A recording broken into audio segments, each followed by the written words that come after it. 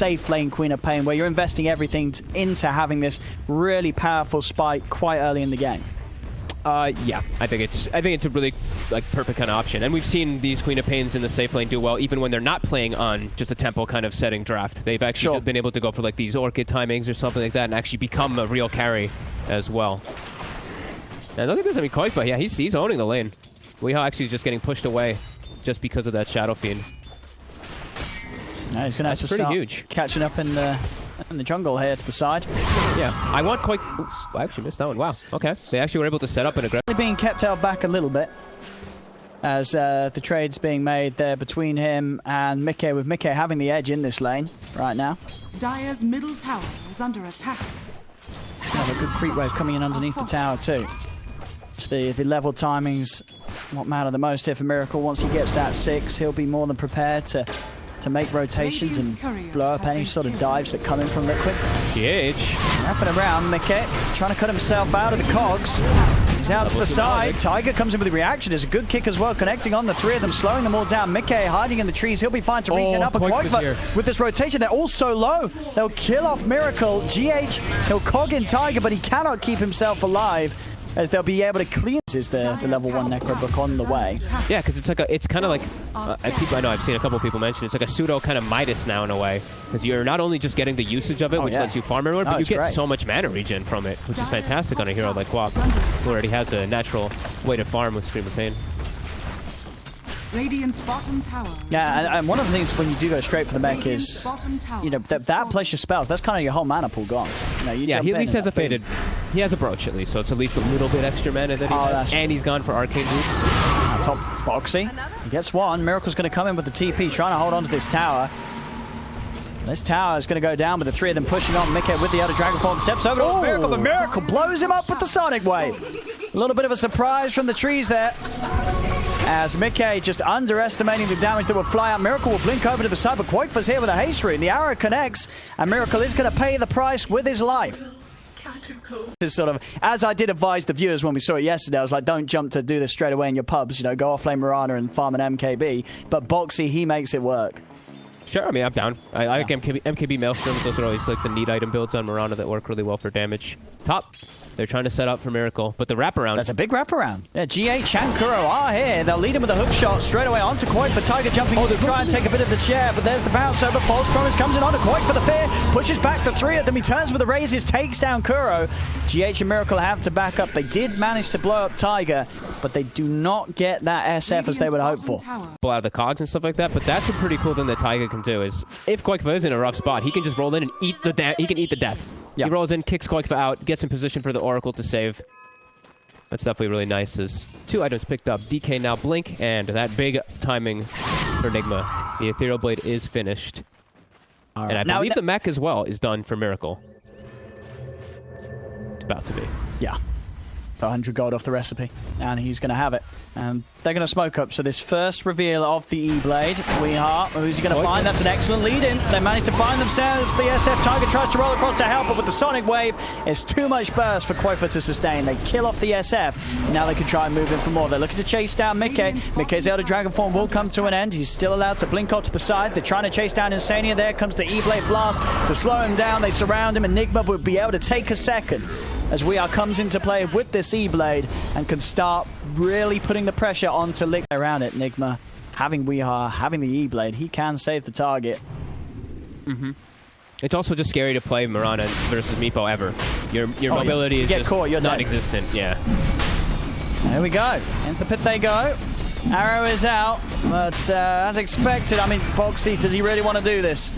I don't know, the hook shot will miss, and Tiger's going to try, he's in! And Mickey, he gets the snatch! The false promise is there onto Tiger, keeping him alive as well. Mickey gets in, gets the edges, gets out.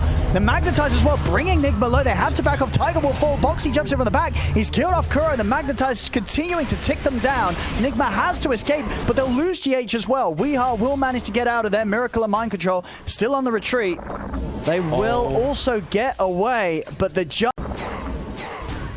We'll see what the move now is for Nigma. You know, you got to imagine in their heads at this point in the game they would be pushing with an Aegis. They haven't got that Aegis, so things have slowed down a little bit again for them. At least, you know, more so than they would have liked. Yeah, and now, like we said, they're versus that BKB Shadow Fiend who has the protection for himself versus all this is Taiga. Link out from Miracle to the side, turns over towards Taiga, starts to punch back at him. Also with the wraparound, Kuro and Weehaw, they're coming in, they're looking for Insania. Cast, oh, the bounces, the coconuts, it couldn't be better. Perfect coconut play there from Kuro. As the two of them, both Quakefa and Insania, caught right next to each other, holding. Pretty decent for him. And let's see the smoke. Making this move without Quakefa and Insania, but at the same time they will show mid. Maybe this allows them to catch Nigma more by surprise. We are on the front. He's going to pop the Silver Edge, starts to step in there, pop the Moonlight Shadow. Mickey's going to try and jump to the backlines, but at the same time, GH is able to get to the backlines of of Liquid. As they get in, they kill off the Mirana. The rest of Liquid, they've just got to roll out of it. Tiger and Insania are on the retreat. Sentry's down, jump forward from Miracle. He's trying to go, but Quakefa's in position, and Miracle, he jumped into a trap. As Quakefa was there, prepared. Taking towers, they're sitting around this top lane, ready to push in again. Miracle halfway, well, just over halfway towards his Orchid. And they're diving, he'll try and kick him back. But with the root control from Weehaw, Tiger will fall. Nigma just continues to eat up heroes. Consume the map. Play to the advantage that they absolutely have right now. 6k lead, they can start knocking on the high ground. They have everything required. The question is, the Liquid, can they push this back? They don't have deep push. Their deep push is raises. That's pretty much it. It's very difficult for them. They get the arrow connection onto Weehaw here. Try, but GH, he's in with a hook shot. The Sonic Wave on the three of them. The BKB has come out as well as the False Promise, and it wasn't quite enough burst to kill them. Mickey, the coconuts bouncing over towards him, but he's able to hide himself. With the Moonlight Shadow, they keep him safe. There's now the arrow off the mark from Boxy. Liquid, can they try and catch anyone here? Nigma up to the high ground they go. Nobody ending up going down there. They didn't have enough follow-up after that Sonic Wave to get any of the kills, and all it was is just a bit of a pushback on Liquid, as Liquid hold the high ground, and they do manage to keep that tier 3 alive. But they pulled all of Liquid back to their base is the big thing. And now Weehaw, he's a meepo. This is the dream for a meepo, is when you do force an enemy into their base like this, you just send your meepos, push out all the lanes, farm extra camps, and you guys can hold this aggressive stance and kind of chokehold them inside of their base. Liquid's trying to use this smoke to get themselves out there, maybe catch the meepo when he is going for this push. This could be a pretty nice read by them. Oh yeah, if they can get the jump. They're feeling that he could be on their side of the map's not the case. He is a lot deeper. He's farming very safely with the rest of his meepo army, and safe enough that it will not be found by this movement from Liquid. Yeah, they'll know this is happening. Look at those creeps. Creeps are hitting their base, so immediately you know that Liquid is most likely smoking down on that bottom side. Weehaw shifts himself toward the top jungle and now rejoins his team. And this is just all in all so far. Solid performance from Nigma with the meepo lineup. And we are showing that this very much is a hero that if they seize a chance to get it in a great opportunity, he's going to be able to play a brilliant game. 7-0-2, no deaths on the meepo this match. As Mickey caught alone in the jungle, things just continuing to go to Nigma's advantage. And with this meepo just accruing the mass that he has, it's just hard to see a way that Liquid's going to ever be able to shut him down. I'm just looking at the Queen of Pain attack animation. I just love it. Oh, is that the whip? No whip. Another whip. I'm just so distracted. There we go. Forward. Tiger is going to try and commit. They do have the fear, pushing them back, and in fact, he's falling fast. Wow. He's dead. All right, they're finally able to get that kill on Weehaw, and to be honest, he died pretty darn quickly there with a full combo coming out. GH is going to try and fight on, and Weehaw is going to buy back. Tiger will fall outside the base. Quakefa trying to beat through the cogs to get up to the high ground, but Kuro's in with the Death Ward.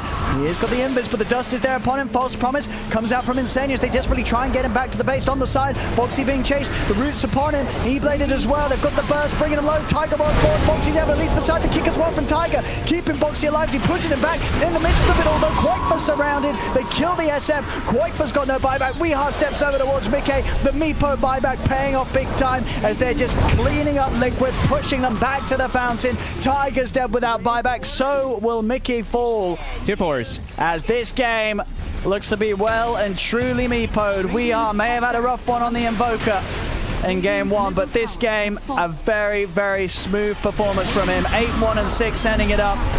They'll take the tier 4s. Nigma can move on to the Ancient. They'll kill off Boxy before the final GG is likely to be called. A buyback comes out. Boxy fighting to the last moments, but this game is over. Game 2, 26 minutes in. Nigma will equalize the series. And the draw...